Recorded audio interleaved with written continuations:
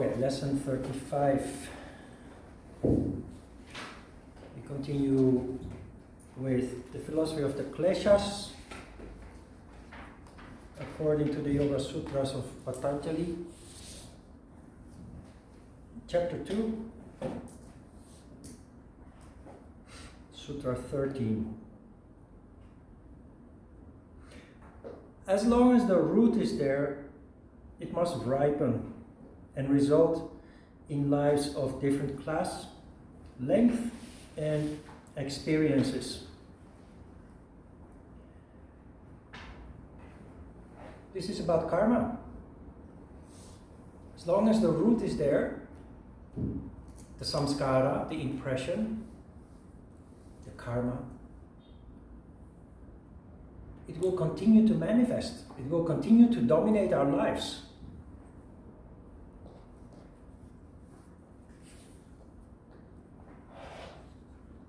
Yoga is giving us tools to deal with this.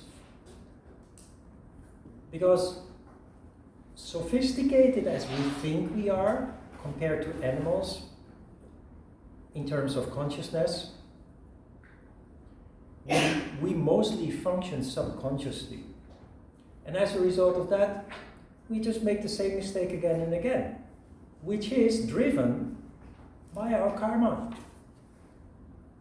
That is the reason why I do things differently than you do. Not only do I do things differently, I do different things. And yet, I experience misery, and you experience misery too, in your own way. The reason why we experience misery is because we function subconsciously. We do not see the law of cause and effect at work. We fail to see that in the end, regardless of what other people do, we are responsible for what happens in our lives. We can avoid it.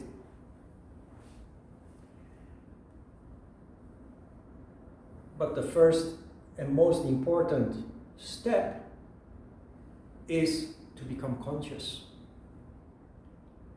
Now, that consciousness alone is not enough. There are many other things to overcome. Ego. We talked about ego a lot, and we'll talk even more about it. We have to learn to be honest with ourselves. Ego stands in the way of that. Ego stands in the way of self-criticism. But you cannot solve your karma if you are not willing to look in the mirror and see your imperfections, which everybody has.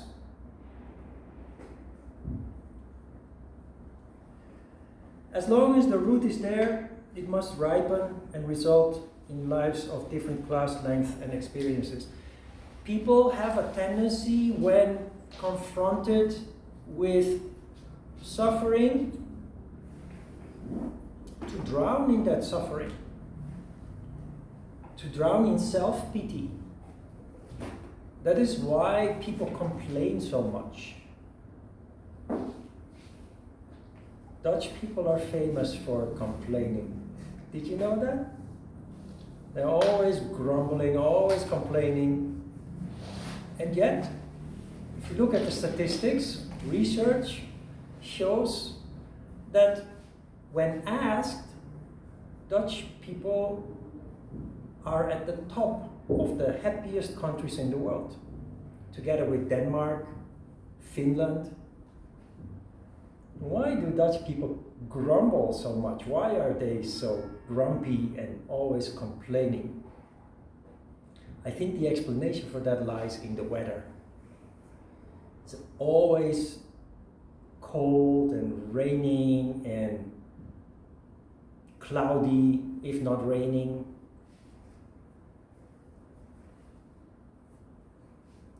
But there is another thing. Dutch people complain, and we say, it gives air to my heart. So we complain to get over it and just move on. We don't stay stuck in the complaint, in the grievance. So when you don't know that and you meet Dutch people, you might actually have difficulty communicating with them.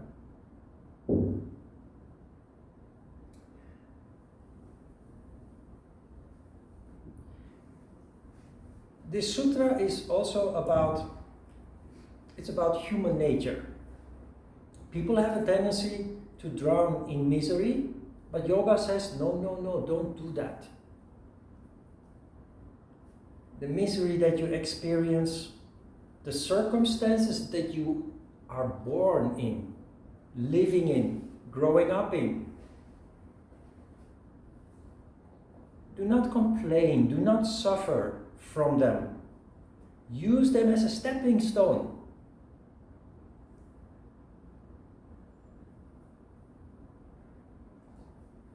Out of ignorance, the first of the Kleshas,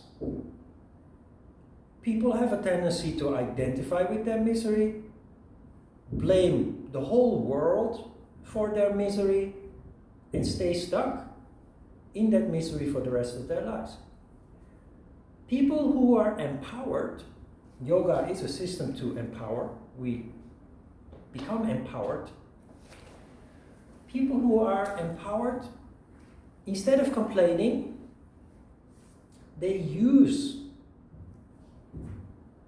their karma, they use their misery as fuel. Fuel to achieve things in life. There are people who are born poor and they always remain poor. And they will always say, it's not fair. They are rich, I am poor, and I'm so miserable, and they are not. But there are also people who use their poverty as a fuel. They study hard in school. They work hard to develop, to climb the corporate ladder, build a career.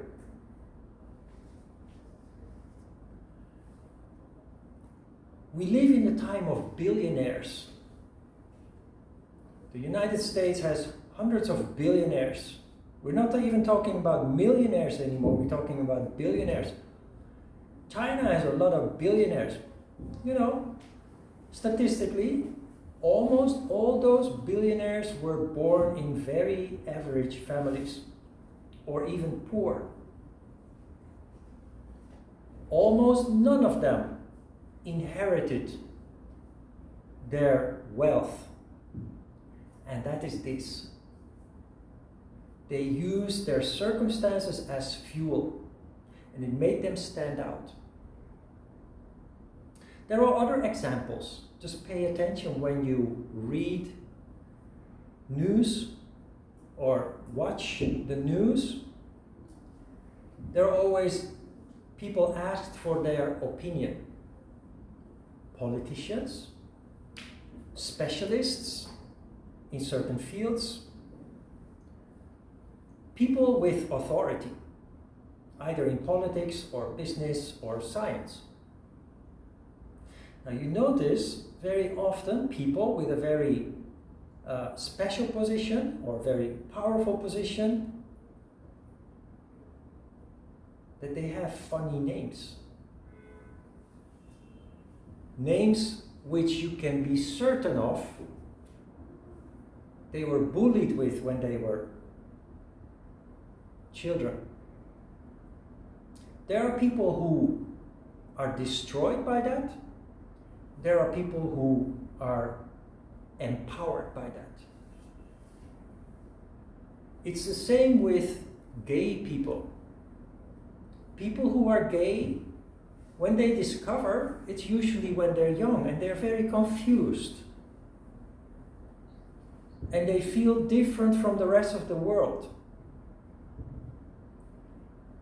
The isolation that this causes leads them to become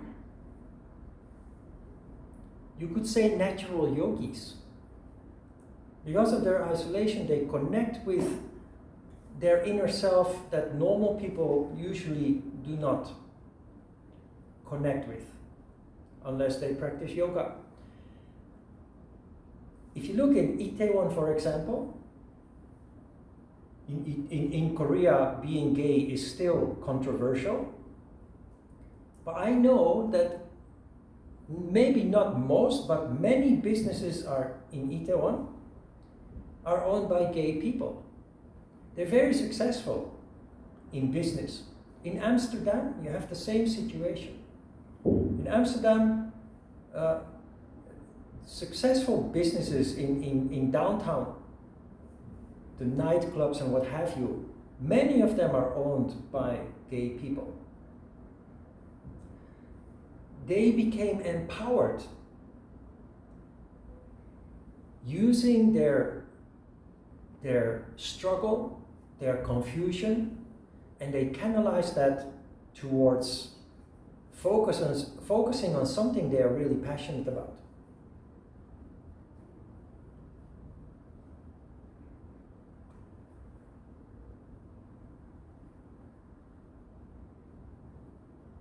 I mentioned last week or the week before that idea in Buddhism, which is connected with yoga and Hinduism, many connections there. The idea that the soul needs to live through 1 million manifestations into physical life on earth to reach the goal, to reach enlightenment, to reach the point of liberation where you are completely clean of karma, and your spirit will stay up there in the universe, will not manifest anymore in matter down on earth.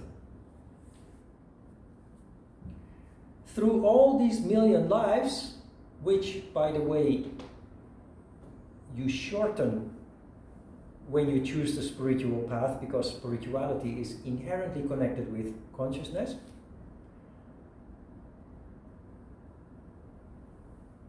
We all have to experience the same misery in order to be able to reach the end goal at the end of the 1 million lives. We all have to live through poverty. We all have to live in one life or another. You may be born very rich this life and look down upon poor people, not realizing that you may be poor in the next life, and that person you look down upon may be rich in the next life or in the previous life. In one life you will be a man, in one life you will be a woman. In one life you will be having to experience war, while in another life you experience peace and prosperity.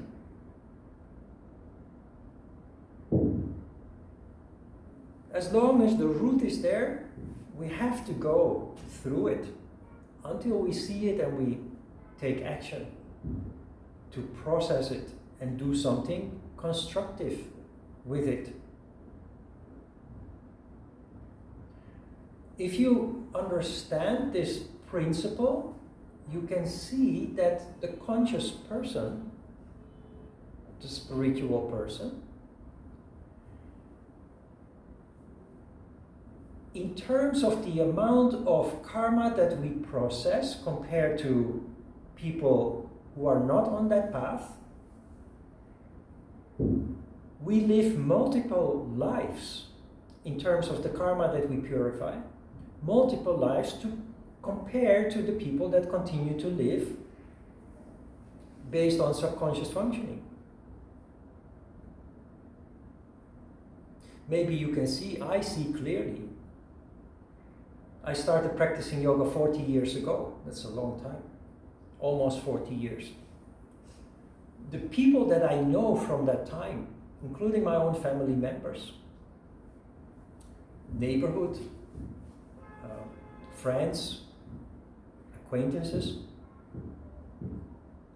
You see that most people haven't actually evolved, except for their age.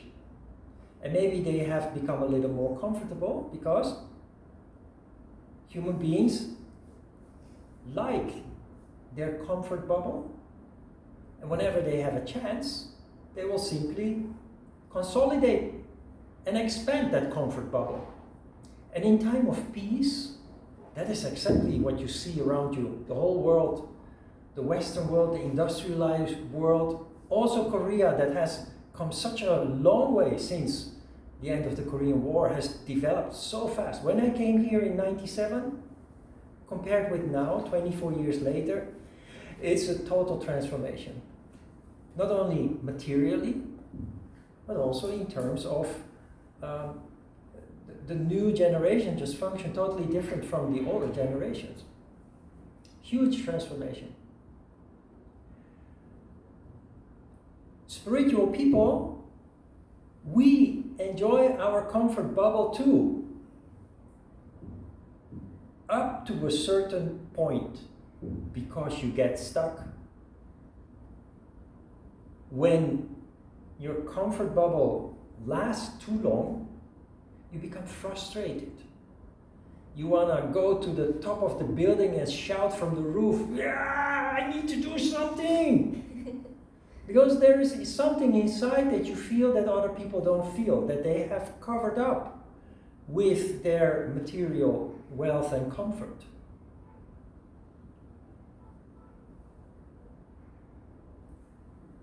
So you grow, you change, you evolve,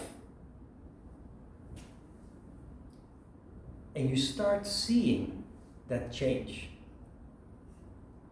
Every time I have misery in my life, the ones that touch you deepest, I always come out a better teacher and a better human being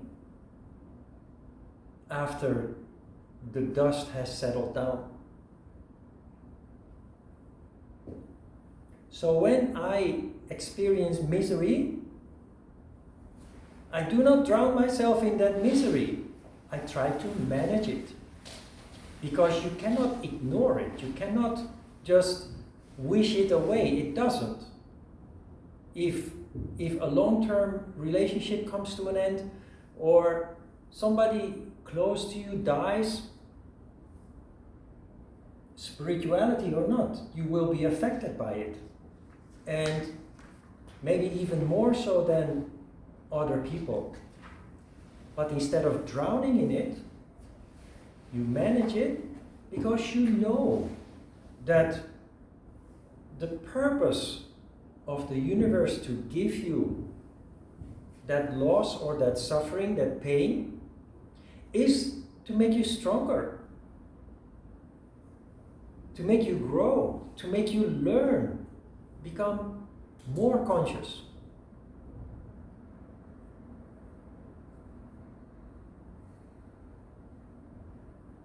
It's amazing how the ancient people that developed such an incredibly logical, systematic system as we have here in front of us, called yoga, the deep insights that they had. The sad thing is that many people practice, also teach yoga, without seeing the beauty of the system, the logic, the incredibly systematic build-up. But yoga only works if it is approached in the proper way. We can all go to a fancy yoga studio and do fancy yoga and feel very spiritual, but it's all superficial. It's all on the surface. You can go to a yoga studio for 10 years and not really grow. It's good, it's nice as an exercise. But here, in 5 months' time only, you make a huge leap forward. I see my students change over time. Sometimes I jokingly say we should start making before and after photographs. Because with your inner changes, your impression to the outside world also changes. And you can see that. With some people you see that, of course, more than with other people. But we have an incredibly wonderful system here that leads to incredible change, and it will really become apparent to you when, after some time, you compare yourself with the people that are not on that path. Your loved ones, your acquaintances, the people you were in school with in the past. The more time passes, the bigger the differences become, of course, the more obvious you can see those differences.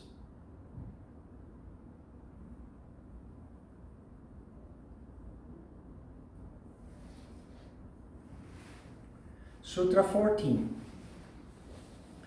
They have joy or sorrow for their fruit, according as their cause is virtue or vice.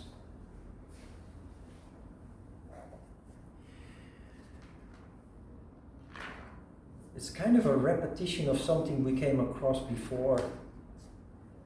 I think with the introduction of the Kleshas. Do good and good will come to you. But he who lives by the sword will die by the sword. This sutra tells us virtue will result in joy, but vice will result in misery, sorrow, he uses here.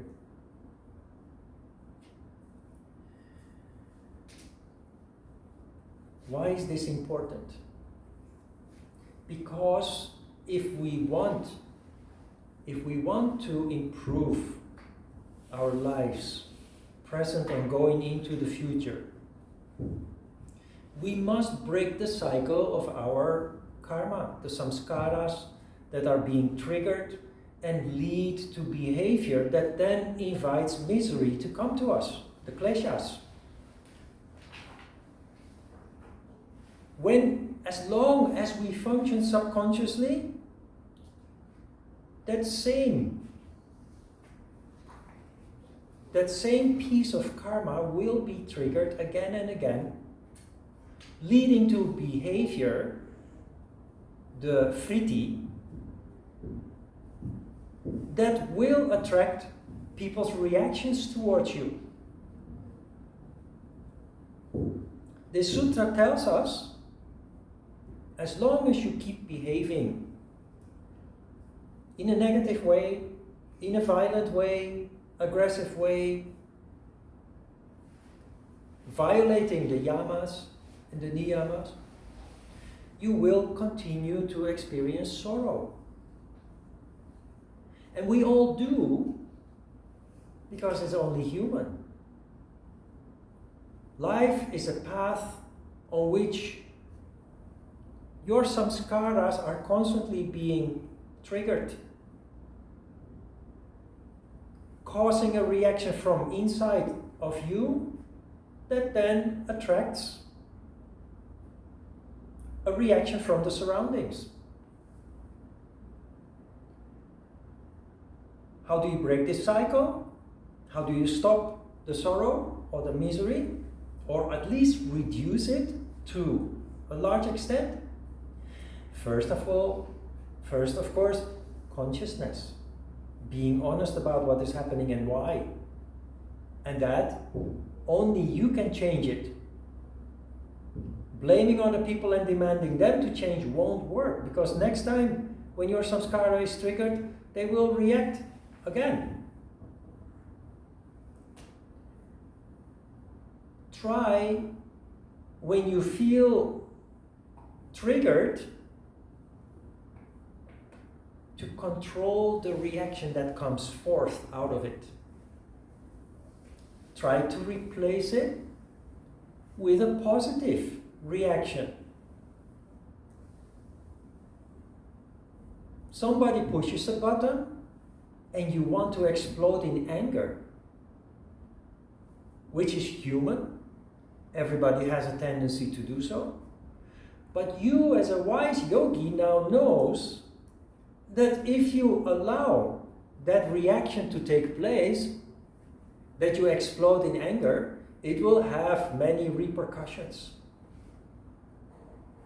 It will become a vicious cycle of misery, tit for tat actions and reactions. It can destroy relationships with the people you love most dearly. And it can have long-term repercussions in the worst cases. So try to be aware. See how the process works. Not easy. You have to roll up your sleeves and go to work. But that's the only way to end the misery, to end sorrow, suffering, which we are all subjected to. And you do that in a playful way, knowing that nothing is perfect, that you're only human, and that you will be bound to make mistakes. But practice makes perfect. Try to have such an attitude. In that way, if you can approach life and yourself in such a practical way, the misery that you will come across is already reduced considerably. Because instead of thinking that misery is miserable, you see potential there. You see potential for growth. You see potential for development. And you will be rewarded. The universe rewards you when you replace vice by virtuous behavior. It will take some time, but good things will start to happen more and more in your life. It's such a wonderful process, and it is inescapable.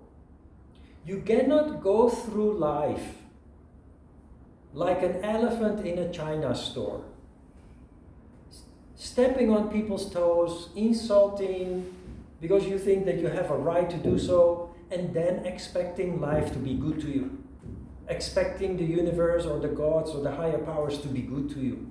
They won't. Good things will happen when you start acting good. It's a natural law, it's a universal law, inescapable.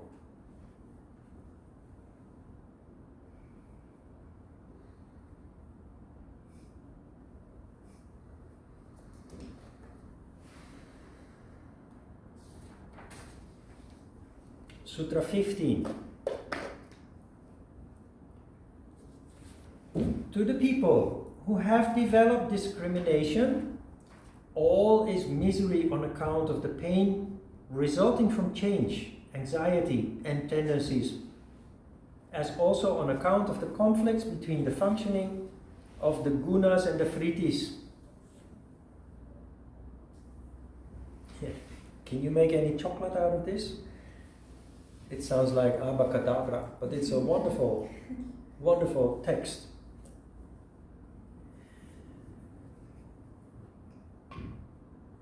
Do you know the Netflix series Vikings? Vikings is based on historical facts, and of course it's been dramatized a little bit. But there's this King Egbert who really lived, and they presented a quote of him in the series that he has made in the past. Remember, Raja Yoga is royal yoga. And all cultures around the world had their ways to train their leaders. Also, 1,000 years ago, or 2,000 or 5,000 years ago, people who, princesses, children who are born in a royal family are prepared for kingship. And so, if you study history, those people, there's a lot of insight that normal people don't have. There's a lot of wisdom. King Egbert, at a certain point, says to Ragnar, the Viking, who became very good friends with him after killing each other's people in huge bloodbaths, all is vanity and vexation of spirit. In such wisdom is much grief. And he that increases knowledge increases sorrow. This is a reference to one of the diseases of the disciple that I've mentioned several times in my own words. When you become more conscious and sensitive, you will suffer more than other people. Because you will start becoming conscious of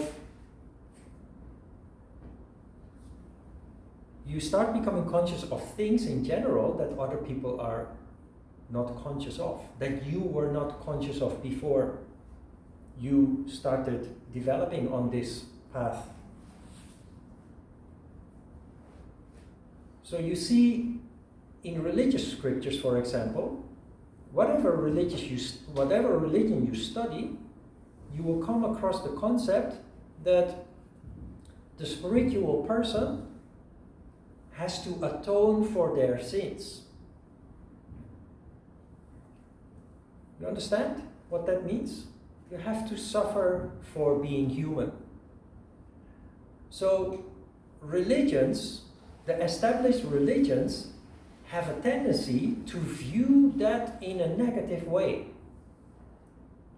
That we must suffer in life to be truthful to God. And it even goes so far that the extreme religious people, they torture themselves. Flagellation, that is called. They whip themselves on the back when they feel that they were even having sinful thoughts or something like that. The spiritual person naturally has to atone for their sins, but not by harming ourselves. That is totally ridiculous if you understand all this. Harming yourself is not constructive. It may make you even more radical and extreme. Atoning for your sins means simply, honestly reflecting on yourself and your sins, and using that consciousness, that insight, to become a better human being, to grow.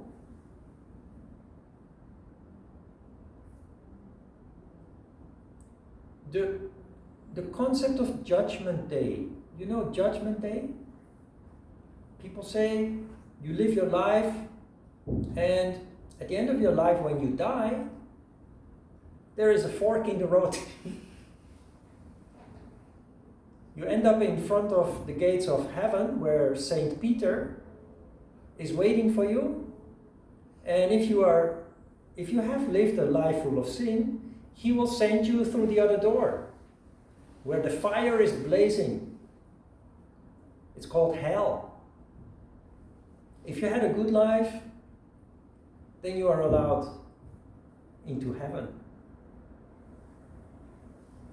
So we think that Judgment Day is the day that we die and stand in front of the gates of heaven, either to be allowed in or to be sent through the other door, ending in the fire of hell. Judgment Day doesn't come at the end of your life. Judgment Day comes the day that you become conscious. In this life, the day that you start becoming aware of yourself, your karma, the things you have done, that is Judgment Day. Many people deal with that by ignoring it, pushing it out, not acknowledging it, which leads to a vicious cycle of sorrow and misery. The spiritual person, when understanding properly how this works, will simply try to turn lemons into lemonade. You try to process what you become conscious of and use that to grow, to become wiser, to become a more compassionate human being, less selfish.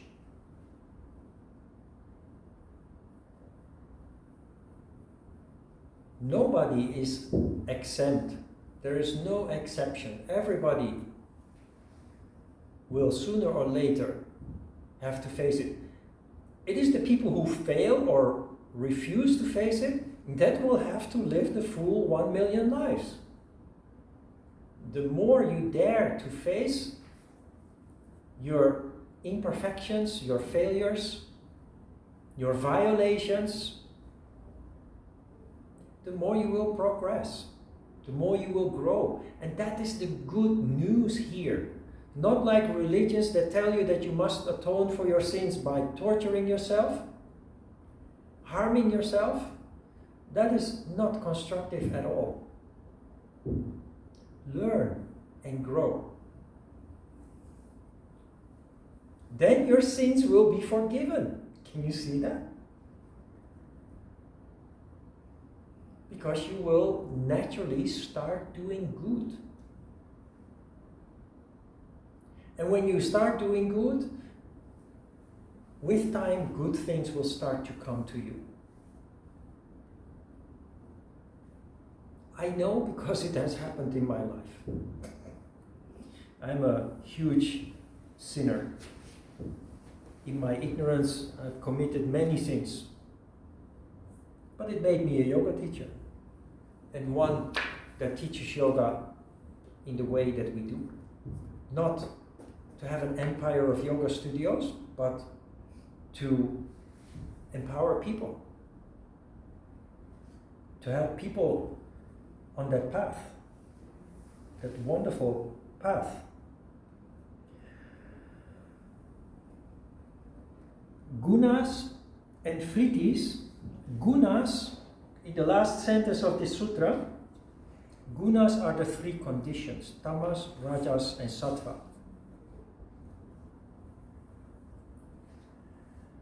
The Vritis are our reaction to situations that we end up in. How is that related to the gunas? Depending on your condition, whether you are in a tamas condition, a rajas condition, or a sattva condition, you will react differently when a samskara is being triggered.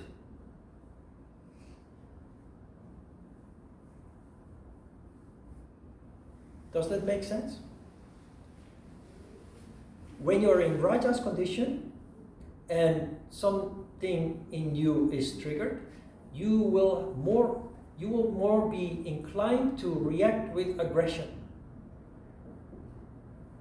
When you're in a tamas condition, you will be more inclined to react with self-pity, with undergoing the misery passively. When you're in sattva, you will react by taking a step back from the situation, overlook the situation, try to connect with the essence of what is going on and who is involved. And you will react totally differently compared to when you're in a tamas or a rajas condition.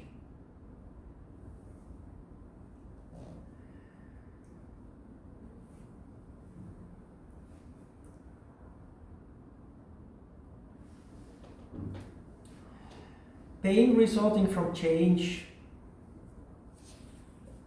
that is, we like to be in a comfort bubble. But if somebody opens the door to that comfort bubble and throws a bucket full of misery, or changes the conditions to your comfort bubble, you freak out, you panic. Nobody likes change, it's natural. As a yogi, again, because you know that, you try to manage it. Can't avoid it. If you have to move, or if your partner dies, or another loved one dies, or, there are simple things. It makes me smile, because we're all the same. But let's say you have a subscription to a newspaper. Before I came to Korea, internet didn't exist yet. So most people would have a subscription to a TV guide, certain magazines, newspaper, which comes every day. I lived on the 5th floor without elevator. So in the morning, if I didn't have to go to work early in the morning you wake up and the first thing you want to do is have a cup of tea with the newspaper, going a little bit through the main news.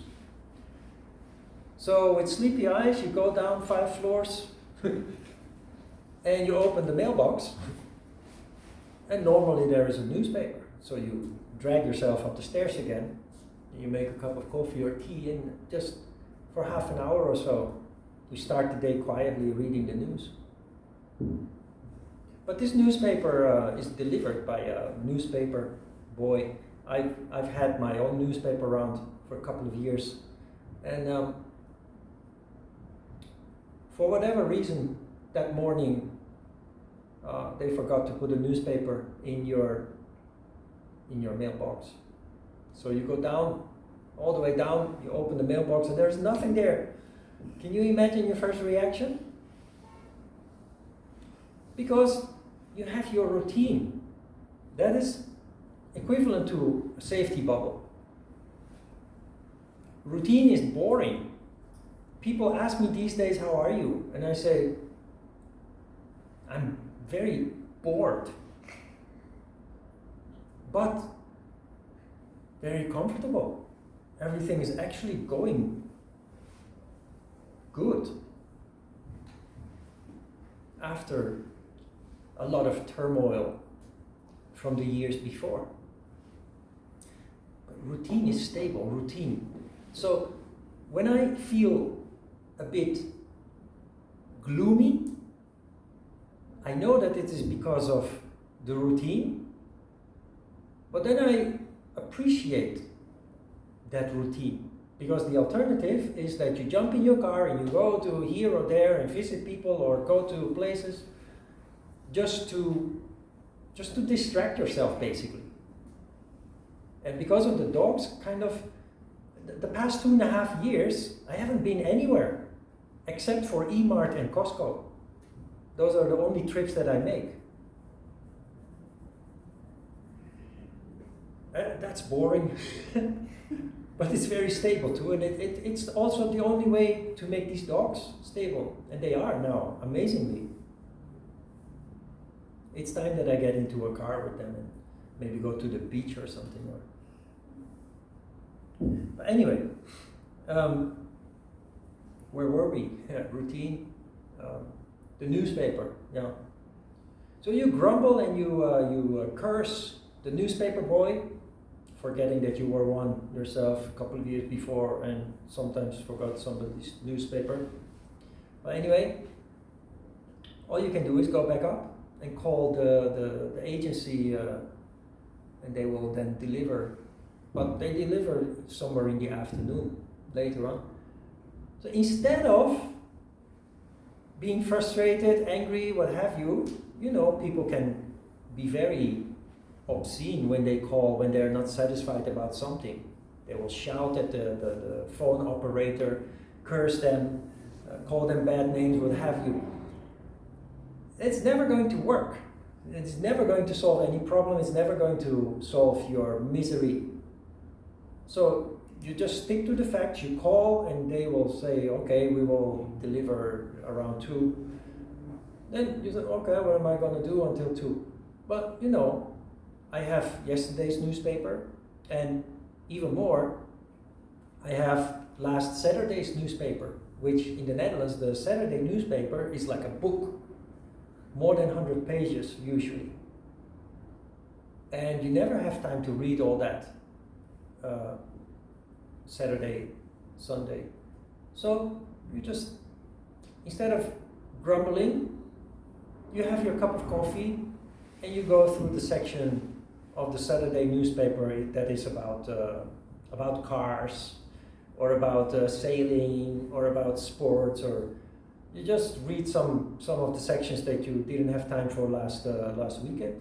And just stay practical and do not get sucked up in the negativity but that is what change causes.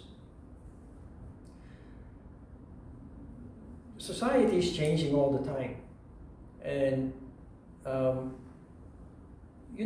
lived in Sarangdong, and there was no subway line there except for the number 4 and the number 2 line, but you had to go quite far away to get there.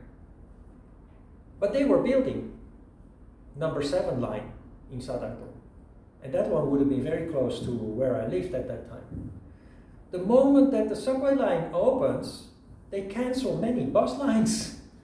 But those bus lines brought you exactly where you wanted to be, and the subway doesn't go there. So you get upset.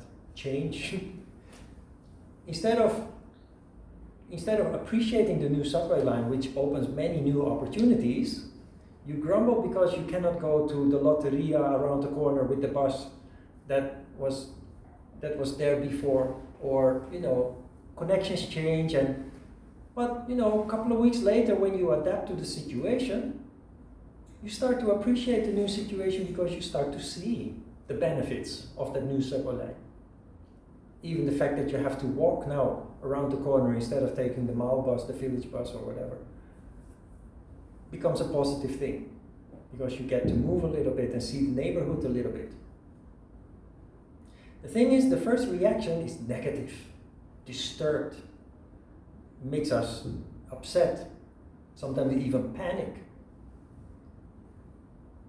If you understand how it works, the moment that you feel the panic coming, you just say to yourself, it's progress. Nothing stays the same. Everything is always changing. And in the end, it's always good. In that way, you mitigate, you turn what you perceive to be a negative into what it in the end will be, after all, something positive.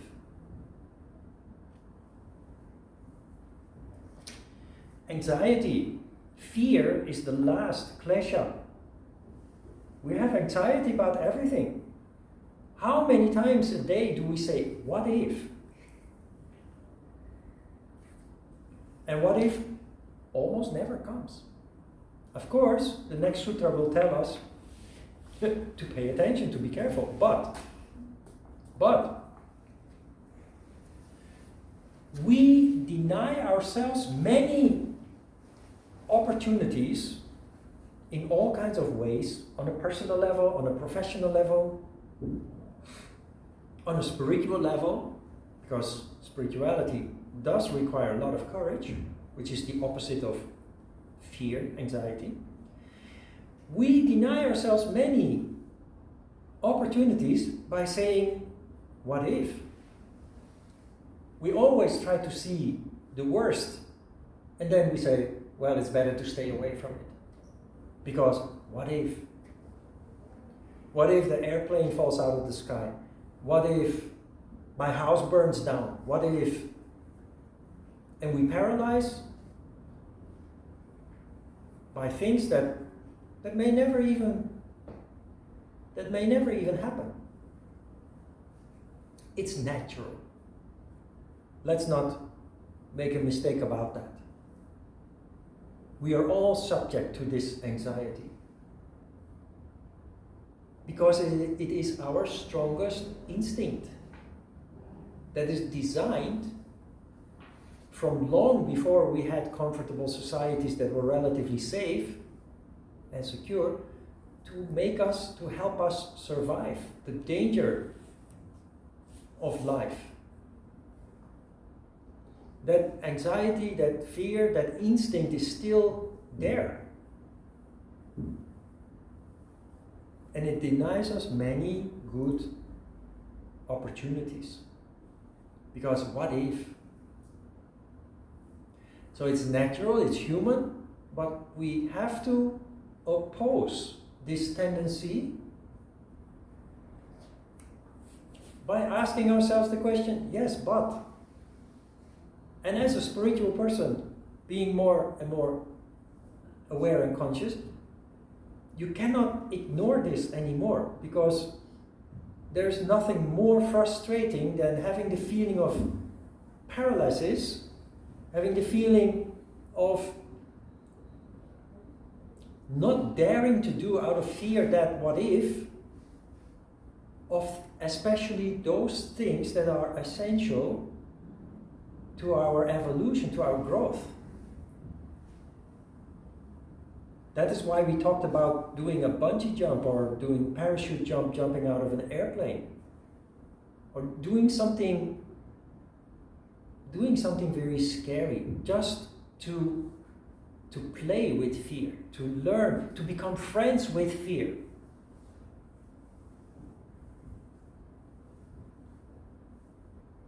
To understand how big of a factor fear is, just look at all the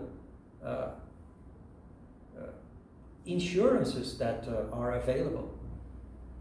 Why do you take an insurance? Some insurances, of course, it's just common sense. It's smart to protect yourself.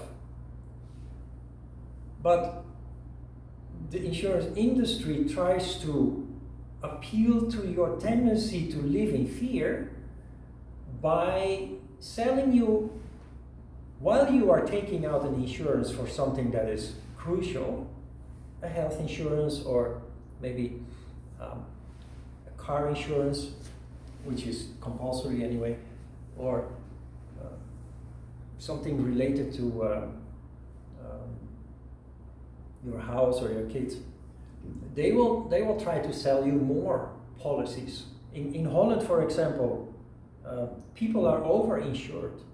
Many insurances are overlapping, but people pay for all these insurance policies, out of fear.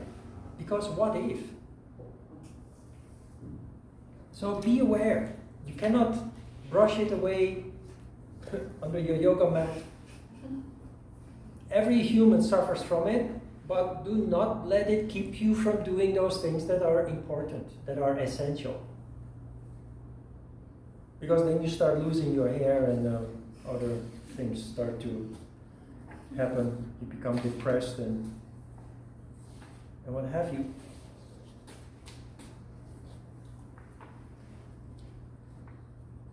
Questions?